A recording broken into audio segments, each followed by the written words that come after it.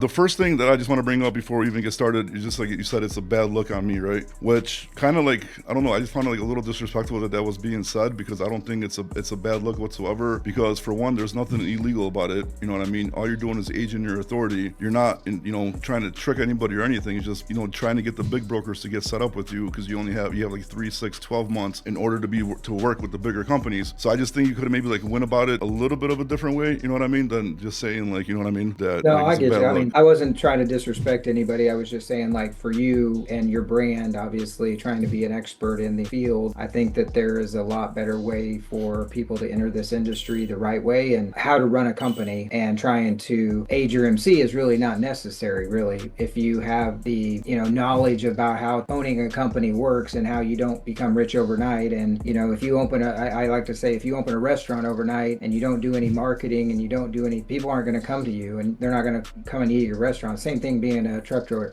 Yeah, or but at a a owner. restaurant, you don't have suppliers that are going to be like, I can't work with you until you got 3 or 6 months or 12 Sure months there under your are. belt. Sure there are. Yeah, there are. Well, no, People because are you could not going just to buy it sell to cash. you. Maybe credit No, extension. well, I you see could what do you're cash, saying. right? I see what you're saying there, Yeah. but like, there's still I'm talking about the people that your customers are not going to, just like a broker has to take 6 to 12 months to get a shipper on board. Sometimes it takes time to build a trucking company the right way, and the way you're talking about doing it, you're commoditizing trucking, and so like you're telling your audience that if you get a truck, you're going to be able to work with everybody when you age your MC number, which isn't the case. People might or might not still want to work with you. And so, what are you doing as a business owner to differentiate yourself as a trucking company and not just be saying, I got a 53-foot dry van, so everybody should work with me? You're not providing anything different than anybody else. It's just like a broker. If we don't have something that differentiates us from somebody else, whether that's experience or quicker quotes or, a better this or that, no one's going to want to work with us either.